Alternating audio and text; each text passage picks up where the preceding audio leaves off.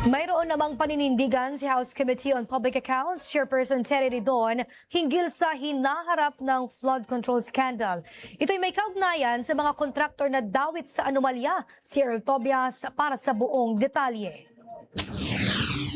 Hindi ahayaan ng Kamara ang mga blacklisted na DPWH contractors na nadawit sa flood control corruption scandal na makalusot pagdating sa konstruksyon ng mga proyekto sanay sa batas ng 2026 national budget. Sabi yan mismo ni House Committee on Public Accounts Chairperson Terry Ridon na lider ng pangunahing komiteng bumubusisi sa paggastos ng public funds.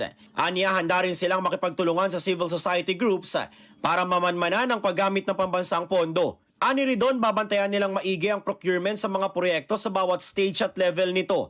At dapat anyang tuparin ng DPWH ang commitment nitong i-livestream na rin ang procurement sa lahat ng proyekto. Kabilang sa pinakatututukan ay ang pagpapatayo ng classrooms ng DepEd at ng farm-to-market roads sa ilalim ng Department of Agriculture. Mahigpit na pagbabantay din sa paggamit ng mahigit 1.3 trillion peso budget ng education sector ang tiniyak ni House Committee on Higher and Technical Education Chairperson Jude Asidre. Ani Asidre, walang ibang dapat puntahan yan kundi ang pagpapatayo ng mas maraming classrooms, training centers at laboratories.